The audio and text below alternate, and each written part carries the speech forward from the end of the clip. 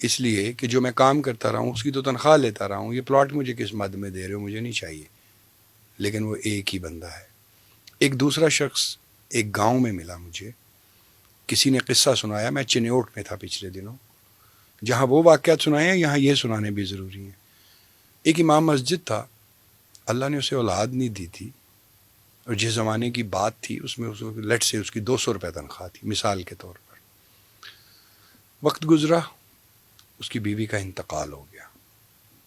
اس سے اگلے مہینے اس نے مسجد کمیٹی کو کہا کہ میری تنخواہ 100 روپیہ کر دیں. پہلے ہم 2 افراد تھے, ہمارا 200 میں گزارا ہوتا تھا, اب میں اکیلا ہوں, اب میں 100 میں گزارا کروں. ایک اور مثال بھی ہے فیض احمد فیض کی.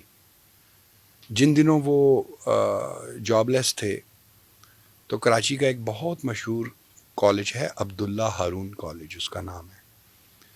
عبداللہ ہارون کالج کے جو اونر تھے انہوں نے بلایا کہ آپ اس کے پرنسپل مقرر ہو جائیں. تو فیض احمد فیض نے کہا ٹھیک ہے, انہیں تو جاب چاہیے تھی. تنخواہ مقرر کی, مثال کے طور پر مجھے ایگزیکٹ فگر یاد نہیں, اس زمانے کے حساب سے انہوں نے 25,000 تنخواہ مقرر کر دی. تو فیض صاحب کے سامنے جب یہ پرپوزل آیا, کانٹریکٹ آیا, تو انہوں نے اسے سائن کرنے سے انکار کر دیا. انہوں نے کہا یہ تنخواہ بہت زیادہ ہے. کہنے لگے بھائی یہ تو بہت زیادہ تنخواہ ہے, اتنی تنخواہ پہ ہم کام نہیں کر سکتے. تو انہوں نے کہا یہ آپ کی آنر اینڈ ریسپیکٹ ہے, اور ہم نے پچھلے پرنسپل سے آپ کو کچھ زیادہ تنخواہ دی ہے کیونکہ آپ کا ایک مقام و مرتبہ ہے. بالکل. کہنے لگے نہیں اتنی تنخواہ پہ ہم کبھی بھی کام نہیں کریں گے. وہ اپنے لیے ہم کا صیغہ استعمال کرتے تھے فیض صاحب. کہنے لگے پھر کیا. انہوں نے کہا ٹھیک ہے میں کل آپ کو بتاؤں گا کہ ہمارا کتنا خرچ ہے. وہ گھر گئے, انہوں نے سارا حساب لگایا, اتنے آٹا, اتنی دالیں, اتنی سبزی, اتنا, اب میرا یہ خرچ, میرا وہ خرچ. پھر انہوں نے آ کر کہا میری تنخواہ 7,000 روپیہ رکھیں. 25,000 سے ڈائریکٹ 7,000 رکھیں تنخواہ, اور اس میں ہمارا بہت اچھا گزارا ہو جائے گا. اور انہوں نے اسی تنخواہ پہ کام کیا. انہوں نے کہا میں آپ کی نوکری نہیں کروں گا.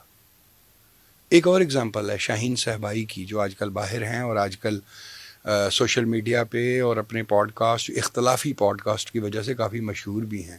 میں نے کہیں پڑھا تھا, غالباً اگر میرا حافظہ غلطی نہیں کر رہا تو یہ شاہین صہبائی کے بارے میں ہی ہے کہ وہ بہت عرصہ انہوں نے ڈان نیوز پہ کام کیا.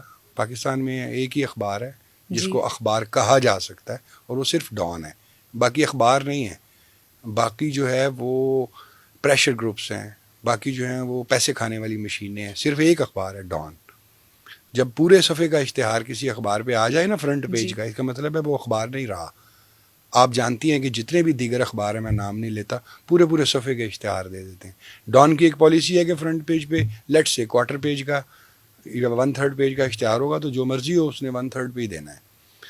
تو وہ ڈان پہ انہوں نے بڑا عرصہ کام کیا شاہین صہبائی نے, اور اس کے بعد دی نیوز اخبار شروع ہوا, 90s کی بات ہے یہ.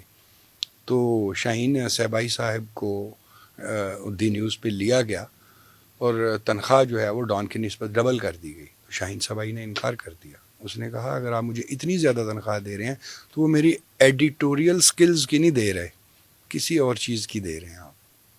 میں اتنی تنخواہ لے کر آپ کا پابند ہو جاؤں گا. اگر آپ مجھے اتنی ہی تنخواہ دیتے ہیں جتنی میری پچھلی تھی, یا تھوڑی سی اس سے زیادہ کر دیں, لیکن یہ جو آپ ڈبل ٹرپل کر رہے ہیں.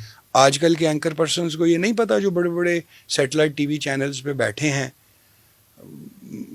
کہ میں ابھی رؤف کلاسرا کی ساری باتیں سامنے آئی تھیں. رؤف کلاسرا کا جو کانٹریکٹ ہوا تھا ٹیلن نیوز کے ساتھ, اس میں 50 لاکھ 70 لاکھ 55 لاکھ تنخواہیں ہیں, اور اتنے مراعات ہیں, اور یہ گاڑی ہے, اور فلاں اینکر پرسن نے میڈیا سے یہ گاڑی لے لی.